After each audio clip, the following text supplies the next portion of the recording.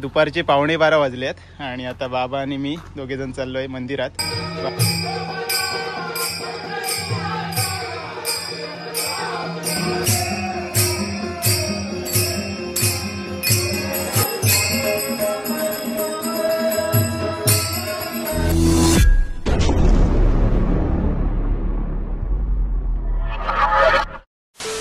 नमस्कार मित्रांनो, मी अमोल। तर स्वागत आहे तुमचं पुन्हा एकदा आपल्या चॅनलच्या एका नवीन ब्लॉगमध्ये। मित्रांनो, आज तारीख आहे 15 नोव्हेंबर आणि आज आहे आमच्या असगणी गावचा हरिनाम सप्ताह।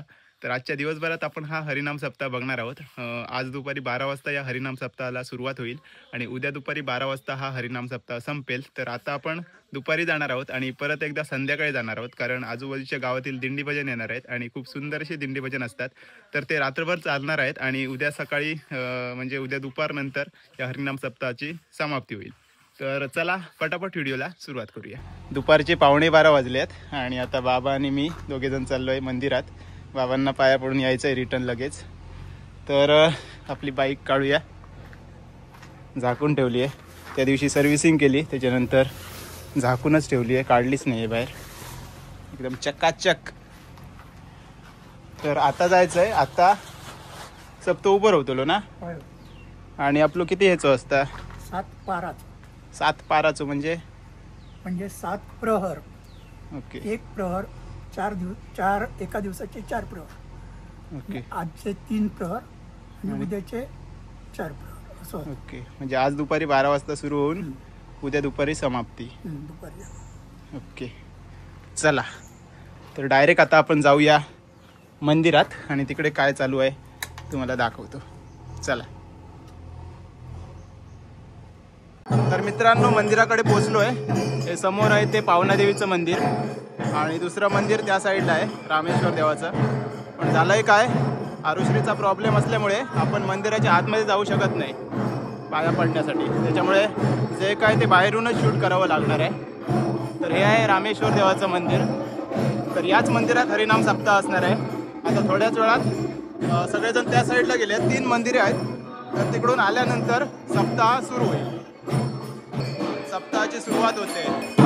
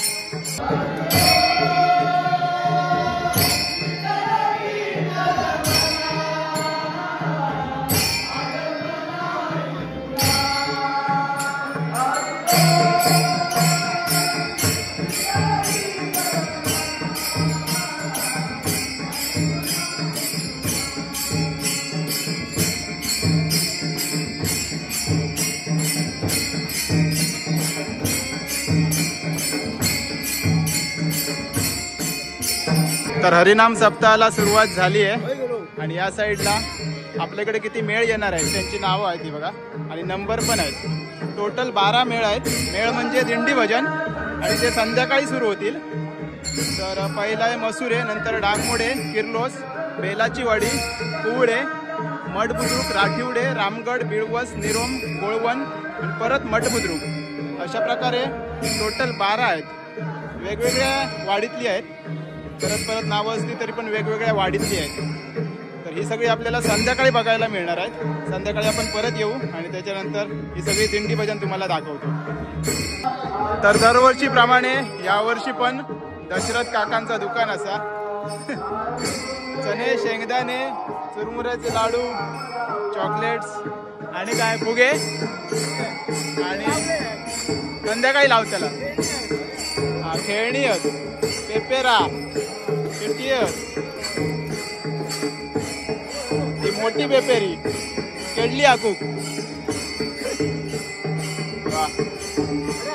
हा होय मस्त. तुम्ही सगळ्यांका असता ना जत्रेंका दुकान, सगळ्या जत्रेंका दुकान असता आणि आमच्याच गावातले असत. हा दशावतार कलाकार. हा हो आणि भजनी कलाकार. भजी बघूया रेडी झाली आहेत काय.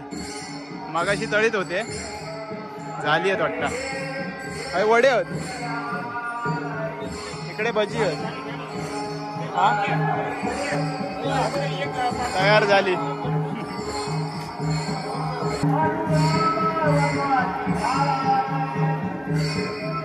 भजी भेटली बाबा. सदेव काका भजी देत आहेत आपल्याला. काय काय भजी घेऊया.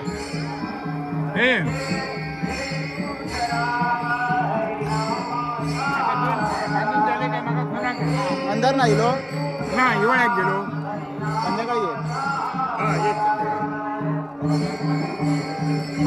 चला दुपारचा 1 वाजलाय आणि आता आपण चाललोय परत घरी. परत आपल्याला संध्याकाळी यायचंय 5 वाजता, कारण प्रत्येक वाडीचं दिंडी भजन असणार आहे. आता पन्हाळवाडीचं चालू आहे. संध्याकाळी 5 वाजता आपलं आहे असगाणी कुस्तळवाडी. अतुल तांबे धडाडीचे कार्यकर्ते मस्त. रात्री करूया सगळ्यांचं.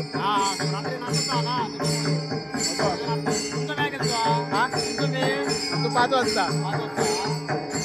तर मित्रांनो संध्याकाळचे 4:30 वाजले आहेत आणि आता आपण परत एकदा चाललोय मंदिराकडे. आता जाऊन आपला मेळ आहे आणि त्याच्यानंतर 7 नंतर बाकीचे आजूबाजूच्या गावातले मेळ येतील, म्हणजे दिंडी भजन येतील. तर चला पटापट मंदिराकडे जाऊया. मंदिराकडे पोहोचलोय आणि इल्या इल्या हॉटेलमध्ये भजी खाऊ.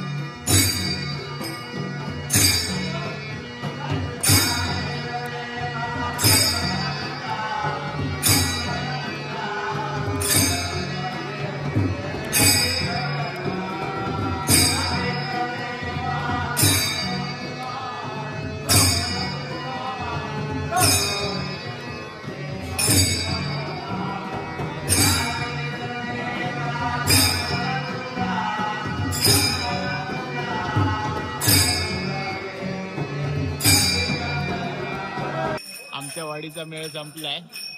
आम्ही काही प्रोफेशनल नाही, असेच बघून बघून. आणि आता मेळांना सुरुवात होते. तर आता किर्लोस गावचा मेळ आलाय, म्हणजे दिंडी भजन. बघूया. अशोक पण इलो.